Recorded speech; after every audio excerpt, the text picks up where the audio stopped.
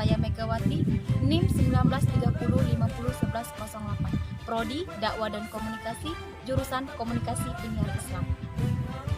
Ini saya akan memenuhi tugas mata kuliah Komunikasi Islam sebagai tugas UAS semester dosen pengampu. Di sini saya akan menganalisa dua media. Yang pertama, media yang berperspektif Islam. Yang kedua, media yang tidak berperspektif Islam. Baiklah, saya akan menggunakan media massa.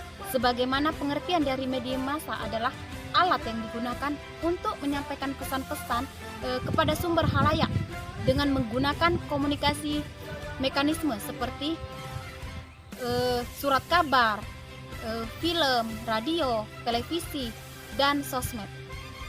Ini saya akan menganalisa suatu ceramah dari Ustadz Ahmad Zainuddin yang menggunakan media televisi yang berperspektif Islam. Kemudian vlog yang tidak jelas, yang tidak berperspektif Islam.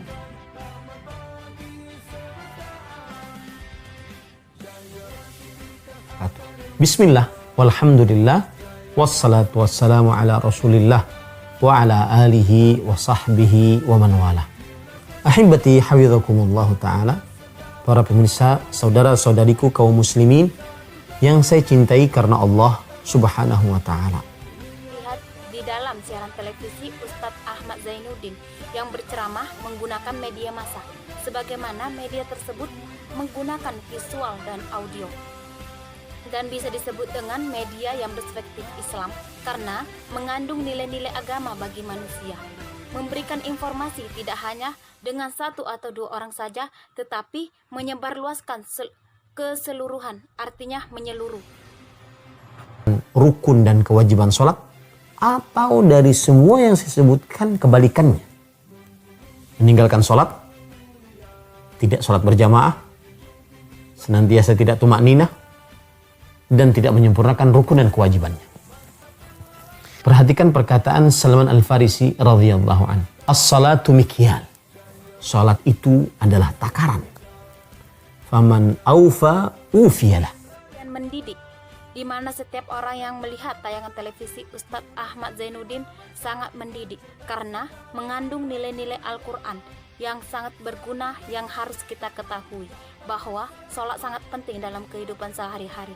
Dan tidak hanya memberikan informasi atau mengingatkan tentang dunia saja, Ustadz Ahmad Zainuddin juga menyampaikan tentang di akhirat nantinya, agar manusia tidak melalaikan kesempatan hidup di dunia dan tidak menyia-nyiakan sisa umurnya di dunia dengan hal-hal yang tidak berguna atau hal-hal yang tidak penting. Abdullah bin Al-Mubarak di dalam kitabnya Az-Zuhud. Perkataan Salman Al-Farisi ini juga persis dengan perkataan Imam Malik rahimahullahu ta'ala. Sebagaimana yang disebutkan oleh Imam Ibnu Qayyim Al-Jauziyah rahimahullah di dalam kitab As-Salah. Imam Malik rahimahullahu ta'ala berkata, wa kana yuqalu fi kulli syai'in wafa'un wa tatfif.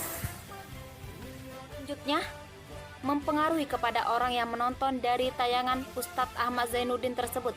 Kenapa saya bilang sangat mempengaruhi kepada yang menonton? Kita lihat dari segi media massa, yaitu televisi. Penyampaian ceramah itu, nada atau mimik yang digunakan sangat menarik, sesuai dengan ekspresi wajah.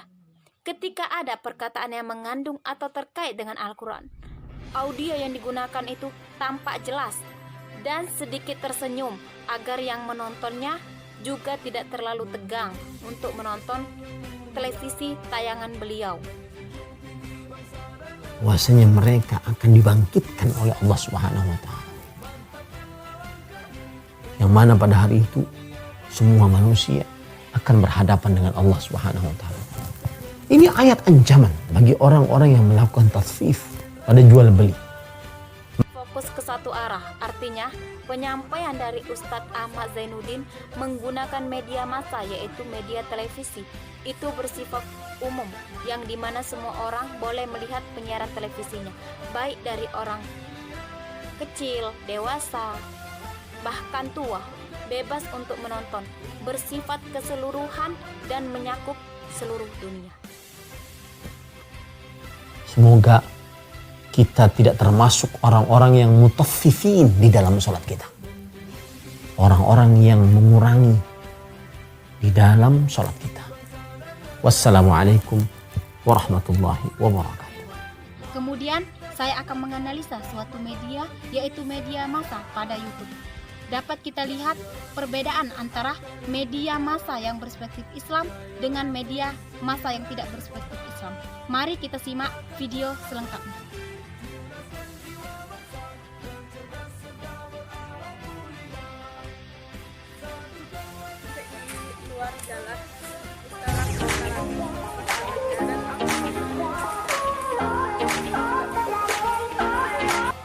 Video yang diupload di YouTube adalah vlog yang tidak jelas, di mana yang membuatnya adalah seorang wanita melakukan atau menyunting videonya di tengah jalan pada sore hari, dan tidak ada topik penyampaian yang akan disampaikan di dalam video. Cara merekamnya pun hanya menggunakan visual, tidak menggunakan audio.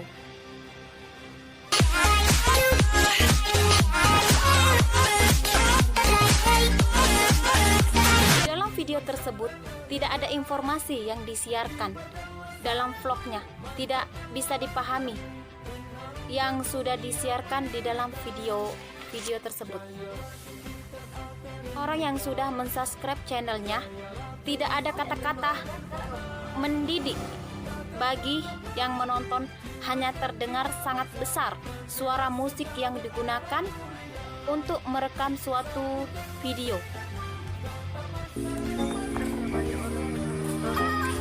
Tidak ada rasa menghibur kepada orang yang sudah menontonnya, karena beliau menggunakan media cetak bagian muka.